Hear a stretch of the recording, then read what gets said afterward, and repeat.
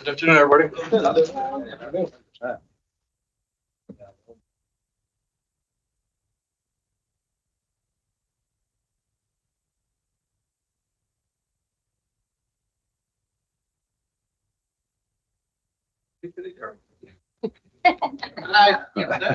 can defer it. Why you wait till winter shows up?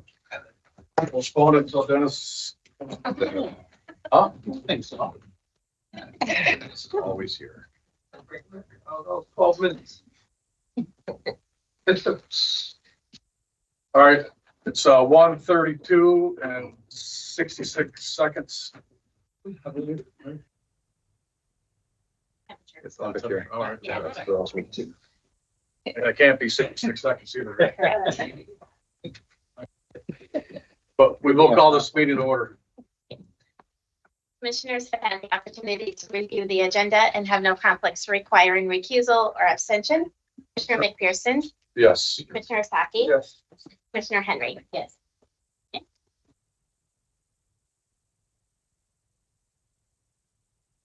Pledge allegiance to the flag of the United States of America, and to the republic which stands, one nation, under God, indivisible, with liberty and justice for all.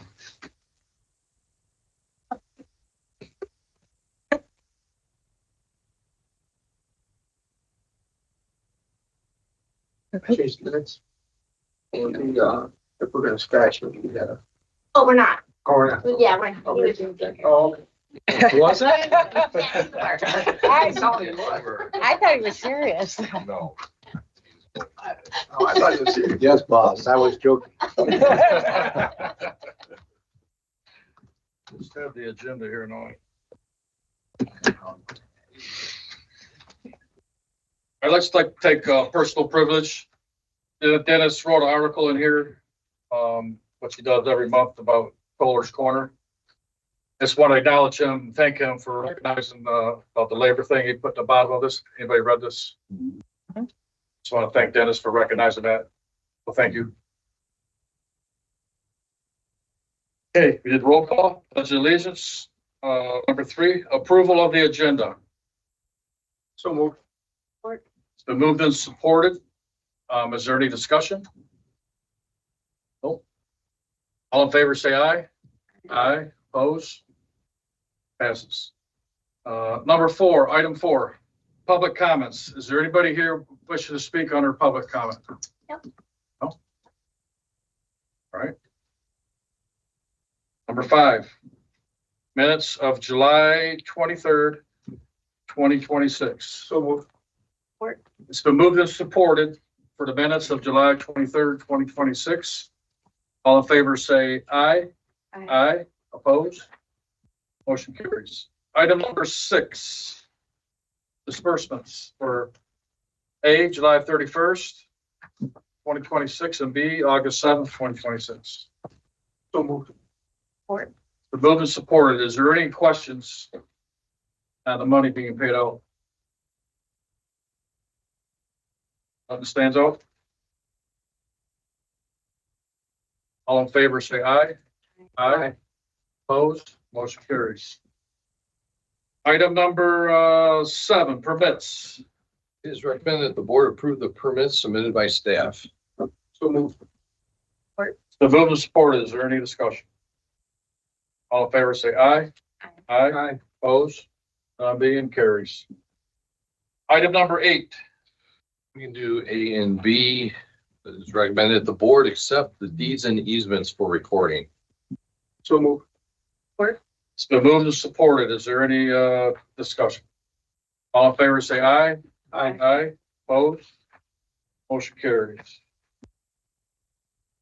Item number 9. It is recommended that the board approve the determination of just compensation and good faith offer to purchase. So moved. The move is supported. Is there any discussion? Gary went over how this works with us, so we do appreciate him giving us a explanation of where it starts and what it could be. And it sounds like we got a good program in place, how we address it. expect the worst, so that will, yeah. All in favor, say aye. Aye. Opposed, motion carries. Item number 10, road closures. It is recommended that the board approve the road closure as submitted. So moved. It's been moved and supported. Is there any discussion? All in favor, say aye. Aye. Opposed, motion carries. Item 11, A and B. It is recommended that the board approve the local cost agreements. It's been moved and supported. Is there any discussion? All in favor, say aye. Aye. Aye. Opposed? None? Motion carries. Item number 13, Well, I'm sorry, 12, B. A and B. It is recommended that the board approve the task orders as submitted. so moved. It's been moved and supported. Is there any discussion? None being, all in favor, say aye. Aye. Aye, opposed, motion carries. Item number 13, It is recommended that the board approve the agreement with the U.S. Department of Transportation. So moved. Support. been moved and supported. Is there any discussion?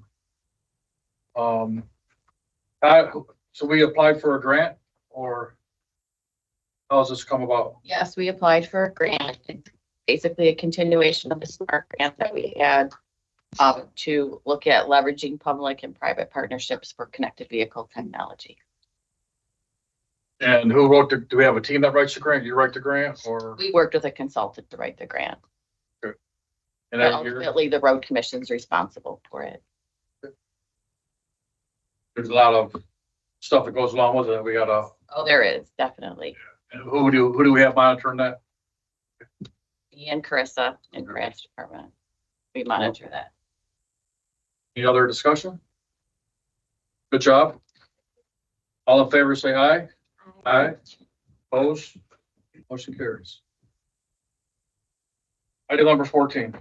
It is recommended that the board approve the My Deal purchase of 3 tire changers and 3 tire balancers. It's been moved and supported. Any discussion? We just approved some of these for, or, Yeah, well, we got the 6 garages, so, but we did get one. What it was is we moved one from District 3 down to Southfield because it didn't meet those needs, and we bought that one. So yes, we bought one previously. Now this is, after that purchase, they looked at all the other units and decided that they needed. this is gonna be at the big garage in Waterford one? No, this is gonna be in Districts 1, 2, 3 to 1, 2, 3. Or no, not 3, 1, 2, and 14. I think it's 3 good. Right, then our ones we had are like 20 years old, or, so I went over to see them guys are pretty busy doing them tires. A lot of trucks on the road, a lot of nails on the road.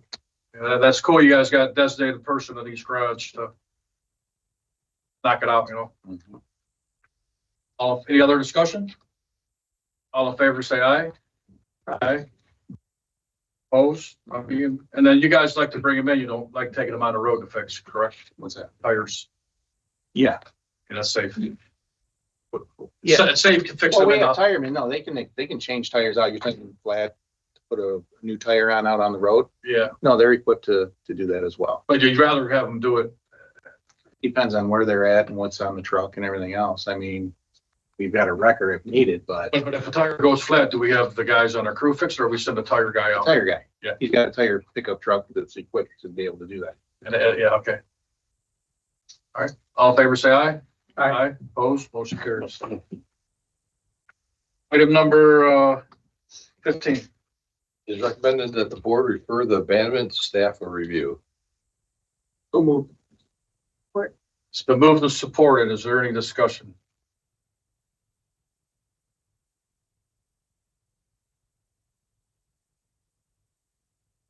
All in favor, say aye. Aye. Opposed, none being, motion carries. Item number 16. It It is recommended that the board assign the litigation to staff. So move. It's been moved and supported. Is there any, discussion? So somebody got hurt somewhere and, what's that? Allegedly. So our stance is we have no responsibility. Right. So we'll file a motion to dismiss. So they were served here, and then we got this comes up quite often, stuff like this. No, I mean, this is a unique one because of the nature of the facts and circumstances regarding the grate. Most of the notices that we receive are litigation regarding the highway exception to governmental immunity. Usually has to do with an allegation of a defect in the road, which this isn't because it's an object. That's a different situation. We're gonna do this in-house, right? Yeah, absolutely. Any other discussion? All in favor, say aye. Aye. Aye. Opposed? Motion carries. Item number 17. Highway maintenance, Daryl. Cancel. Or defer, we won't say cancel.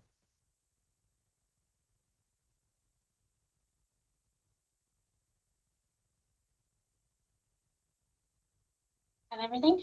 Yeah, but it's not on my screen. You sure? Waiting for others to join. I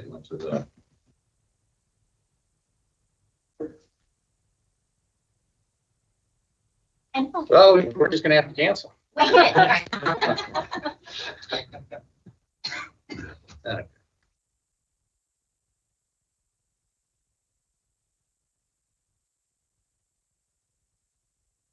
Your time's up. Okay. Put on that. I got it right here, Daryl. I got the timer for you. Okay. Okay, as you know, my name's Daryl Hyde, Director of the Maintenance Department. Been there for over a long time, we'll just say. Well, since 2005.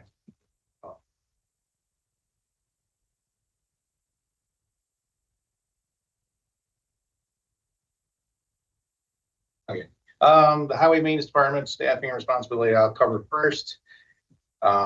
We've got 169 hourly employees budgeted and 39 supervisory positions, which gives us about 208 employees in the maintenance department, which is about 45% of the agency's staffing.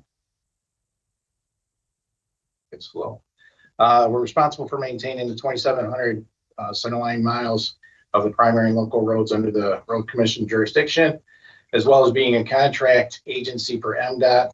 We maintain 1,561.25 lane miles of state trunk line throughout Oakland County. This map is the district boundaries. You can see hopefully you can see the little X's on there. That's where the buildings are located, the garages are located, which are pretty much centrally located in each of the district boundaries. And then if you're out on the road, this is what the garages look like. And if you're fortunate enough to have a water main blow in your building, you will get a new building. So that's not what the Troy garage looks like. The maintenance staff I've got in the headquarters area, I've got one direct report. It's Jay Carter. He's our maintenance operations engineer. And then working for Jay, I've got Lima, who's the account assistant. Kyle is our civil engineer 3. Kelsey is our maintenance analyst, and Steve is our contract administrator and forestry experts. And then also under Jay's leadership is Steve, who is our brine well field specialist. John is our inspector 2. And then we have 2 equipment trainers, John and Jeremy, and John is the one with the hat. Ironically, they're brothers. So very, very knowledgeable individuals on their trade. Under my direction too, I've got 6 superintendents. These are the district superintendents for each garage. You've got Brian in District 1, Josh in District 2, Collins in District 3, Matt's in 4, Gary is in 4S, and Bode is in Troy. And I have a picture of old, but here's one. He's a die. And if you see him in October, he may look like this. Late October. And then for future reference, Matt's wife is getting those hair plant things for him. So potentially, I think, look like that. That's what she's hoping for. So, and they said it was okay to do this. Actually, Matt sent me the photo. Just so HR doesn't get nervous. In the maintenance department, we come up with the annual work plan. The work plan is programmed by district. So each district is individually reviewed. And for the following road classes, again, state trunk line, primary and local roads. Work plan contains over 60 activities, including traffic safety and overhead items. And the activities are based on safety needs, recent historical trends, output from meetings with the district supervisors and MDOT personnel. So basically, we're looking at if we have a lot of patching in a certain area, and I'll use MDOT as an example. When they went through and redid the lodge, we reduced the patching required in Southfield. So those are the things we look at going into the following next year. And we make adjustments every year to the plan. Main activity groups, and I'll cover these in a little more detail, but we've got paved surface, drainage, roadside, shoulders, and gravel surface. Under the paved surface, we have base repair. And that's where the districts will do a window cut, get down into the aggregate because there's a failure down below the surface and redo the base. That's what we call base repair, and then pave it. We've got the bituminous surface repair. That would be where we're just taking the top surface off and patching that. And then obviously everybody knows what pothole patching is. And then X-way patching is, what that is, it's an item that we do on the state trunk line. It's the same as pothole patching, but because of the volume and speed of the traffic out there, we have more vehicles out there. So we do crew day costs for everything. So if you go to Southfield, they'll have maybe 6 vehicles doing pothole patching, or you can go to another district and they might have 3. So we just have to have another item. So when we're doing our planning, we do costs with it too. So that's why we have that. And then general hard surface repair, that's kind of a catch-all for if we have to replace mailboxes and things like that. I mean, you could have probably 1,000 activities on hard surface, but this is kind of a catch-all for what we don't have activities for. And then obviously winter maintenance. Drainage activities. This is on Gun on the side street, but cleaning out and shaping roadside ditches to get the water off the gravel roads, as well as the paved roads. Sewer jetting, factoring drainage structures, installing culverts, and mulch blanket after we're done doing the ditching and hydro seeding to meet our MS4 requirements, soil erosion, stuff like that. Roadside activities, this would be outside the paved area. Clear vision mowing, you're usually going to see that at intersections when people are coming up the tall grass. We're kind of cutting a little bit more of the area back there. Swath mowing, that's when we're just going down a 5-foot pass down alongside the roads. Roadside cleanup, we call it junking, picking up tires, debris, couches, whatever's on the side of the road. And just on that roadside cleanup, you'll typically see us doing that before a storm because we don't want debris getting over the catch basins causing flooding. So we do that. Removing trees when we have trees that are jeopardized by disease or they are deemed a safety hazard, we will remove trees. And then removing brush, again, that'll be mostly on your back gravel roads, clearing them up for vehicles to get through without getting all scratched up. And again, sight distance stuff. And then right away fence repair. We don't do that as much as we used to, and that's typically on a state trunk line when somebody goes through that fence that you'll see along the state highway. Shoulder activities. You got grading gravel shoulders, and that's where you'll either have the shoulder maintainer, in some cases a grader, or a flow truck actually grading the shoulder itself. And then patching gravel shoulder. You'll see when you're driving, you'll have like edge drops along the way. Well, we'll sometimes they can reclaim some of those areas. And these are spotty along the road. It's not a whole section of road, but we'll send a tandem out there with some gravel. They'll dump it out. Either they float it into the edge drop or the shoulder maintainer will work in unison with them and fill in those edge drop areas. And reconditioning gravel shoulder, that's when we're putting complete shoulders out there. If over the years, the shoulder starts having a 10% slope to it, we'll bring in gravel and bring it up to a 5%.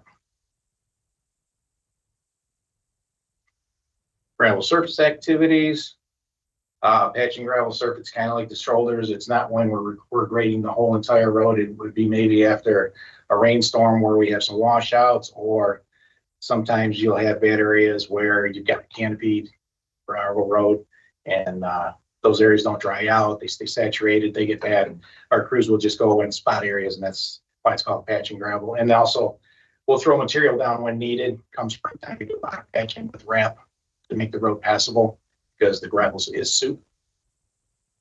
And then reshaping gravel road, that's where the grader is actually cutting out the whole road, cutting all the potholes out for, miles at a time.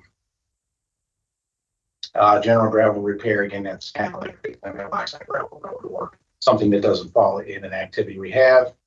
We've got the dust control, which is a big program for us. I'll get into that a little bit. And then again, winter maintenance on the gravel roads. The brine wells. RCOC is a very unique agency from the standpoint of we've got 3 wells. A lot of agencies don't have any, and there's only a few with one. Washtenaul's got a jack pump, but we've got 3 deep wells, and we use that brine for the dust control as well as winter maintenance. So the chloride program, I think Dave touched on that when he did his presentation, but the customers have 2 options. You've got blanket coverage and individual coverage. The blanket coverage is when the township or residents, it could be a combination, have all the local roads covered. And then the individual, that could be where some townships don't participate in this. But if I live out on a gravel road and, there's some pretty big, I don't want to call them yards out there, but farms or whatever. If I want 1,000 feet chloride in front of my house, I can go to the road commission and pay for that as an individual. And there are price differences based on bulk discount. So as part of the chloride program, contracted preservation work. We have the preservation overlays, which I'm sure you're pretty much aware of. We just approved those contracts a little while ago. That's a simple 2-inch cap on the road that's out there. And one thing I will say is, like the culvert replacements, we've had a lot of closures. That's our crews preparing for the overlays to come, because we don't want to overlay a road and then 2 weeks later have a culvert failure. So we prep the road for the contractor, and then they put the 2-inch cap on it. Spot resurfacing, we don't have that program this year, but that was something that we did do, and it actually started when we got out of the dark days, as Gary references. Dennis always calls them the dark days, 2008, 9, 10. Once we started getting funding, we were looking at locations, and we would use it as a general guideline. We would say 500 feet plus or minus, and we had the contractors mill out that section and then pave it. And what we were looking for was a road that was in good shape, but had a few bad spots in it. And again, it could be a canopied road where you typically would have raveling and things like that going on. So we would take care of those sections, and then you would have a good road again. We've got the HMA joint repair. That's where we have a 24-inch mill, take out the cold joint typically that you see. And it's usually during where they have widenings or whatever like that. Sometimes it is down a 2-lane road, but it's just addressing that joint that is beyond repair. We've been patching it. This will take out a foot each side of the line and then pave it smooth. So it takes the road hazard out. Concrete patching. So it is what it says. We cut out a window of concrete, usually the joints where they're spalling and failing, have that removed and put in new concrete. Crack sealing is, we've been putting a lot of money into that, because that is a great preventative to give either the overlays or engineering projects longevity. We can keep the water out of the cracks and getting into the subsurface. It's just going to make the road last longer. So crack sealing is a big program we have every year. And then we got the gravel haul. That's where we're putting 3 inches of gravel on our gravel roads. If we don't do that, you'll see that the gravel roads lose the fines and the clays, and it basically becomes a marble road. Can't do anything with that. It doesn't bind together. So the gravel haul is very important as well for our residents on gravel roads. Contracted services. We have the curb sweeping program, which they sweep their primary roads 3 times a year and subdivisions 1 time per year. Tree removal, that's typically for trees 18 inches in diameter or larger. Our crews don't take those down. Winter maintenance, that's primary gravel roads. You approved some of the authorizations this year with the winter we had. And we only engage them when we have snowstorms of 6 inches of snow or more. And what we found the effectiveness of doing this is the rural areas don't have to close as many schools, I'm sorry. Because what they do is we pay them 1 pass in, 1 pass out. The school buses can get through, emergency vehicles get through. And that's really, I think, helped out schools with closures. Because I mean, we used to just get calls. When are you going to get here? When are you going to get here? So we've been doing that probably for, 10 years maybe now. But it has been very helpful also to, like I said, the school systems and emergency vehicles. And on the winter maintenance too, is on certain storms, we have helped them out in subs too. Once they cleared the gravels, we would contract them for subs, but that's not as often. Back to work, that's where they're subsidizing our help, or they're helping us with cleaning out storm drains and stuff. Again, we've got 60,000 structures we're responsible for between us and MDOT, and the MS4 permit says we will clean them all within a 5-year period. It physically can't be done. We've told them that, but this is just a way to try and show that we're doing our best effort to meet that requirement.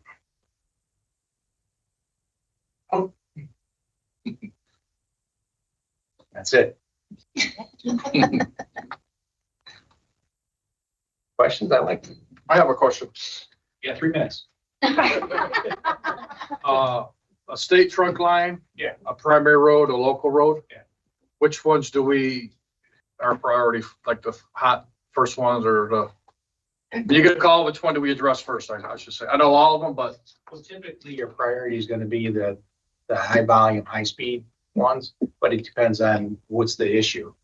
I mean, a pothole on a state trunk line isn't going to supersede a culvert failure on a primary. So I can't give you that answer, but typically what I can tell you, when in the winter time, the state trunk line are critical. Okay. All right. So Whatever. they were- So we do the state roads first. Right. Okay. And the other one as addressed. Okay. Okay. What happens when there's a culvert failure? Well, we can sometimes put plates over them. The districts have those steel plates that you'll see. And sometimes we can plate them until we get a permit or whatever that need, or get the proper material. Sometimes we can patch them.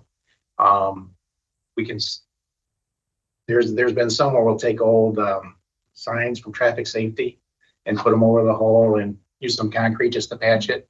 That's a down and dirty way to do it, but typically if they're a failure, we will work to replace them. So, and actually we've got some that we did some closures on some subdivisions and stuff with culverts that failed. So it may result in a closure, but we try to maintain them and keep them open, like I say, with steel plates. Sometimes it's a little easier on the gravel roads because you get plate out there, you don't have the high traffic. But if we do plate it, you'll see that they'll put cold patch around it to hold the plate in place. So we try to address it as quickly as we can. The district's typically taking care of the sizes are 5 feet and under on the diamond. Once it gets about 5 feet, it generally goes out to a contractor. Is that often?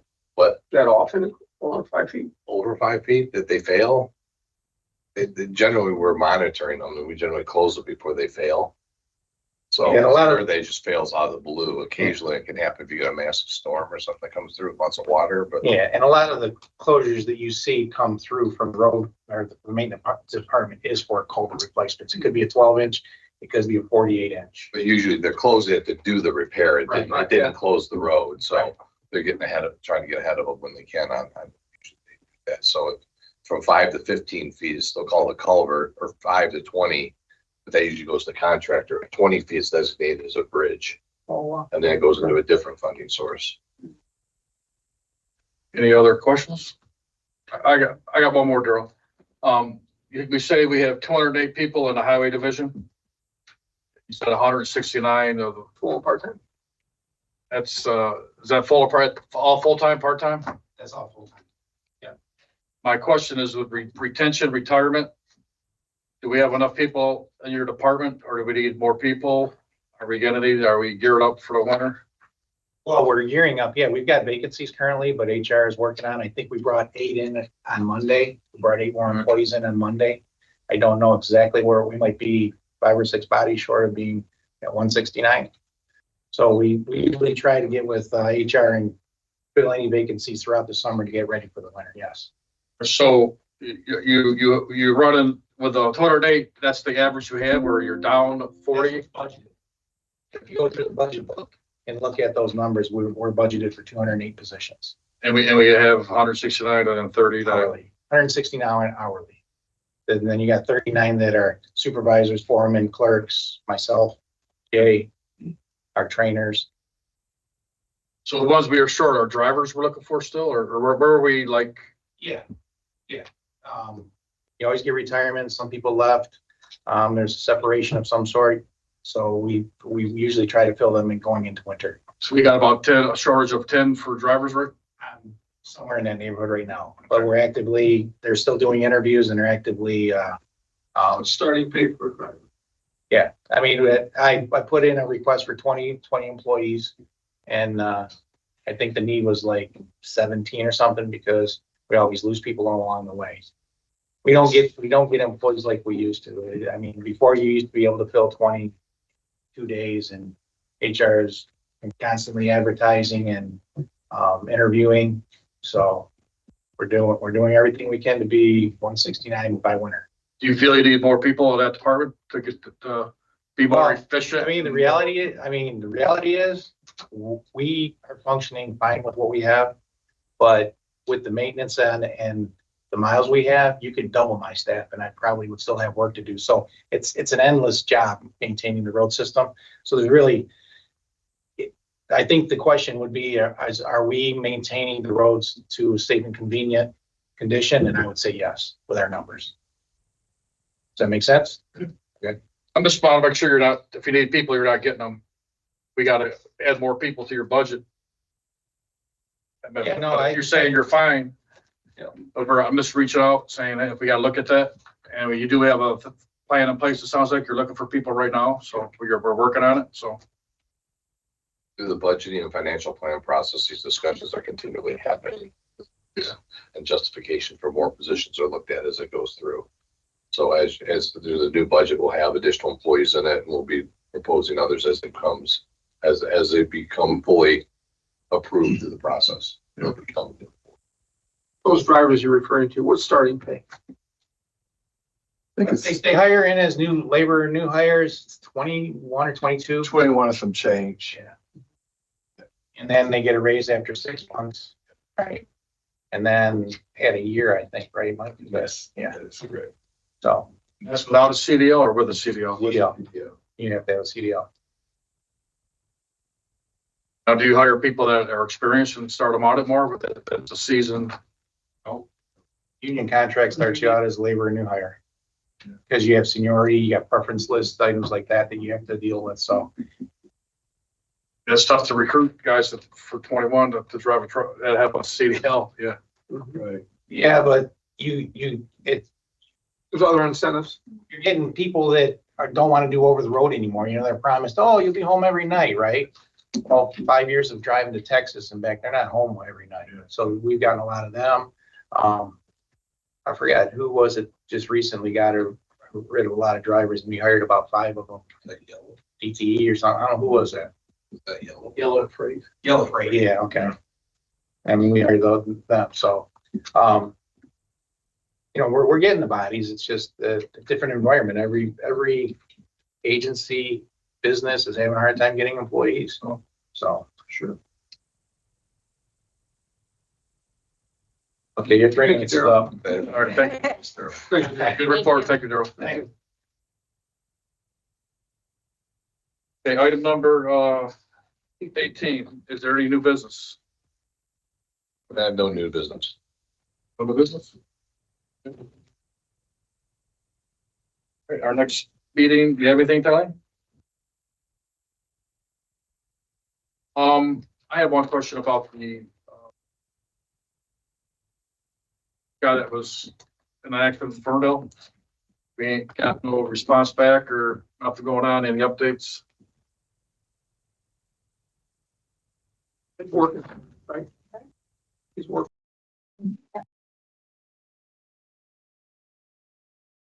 Next meeting date will be August 20th. And we need a motion to adjourn. Motion to adjourn. All in favor, say aye. Meeting's adjourned. Thank you, everybody.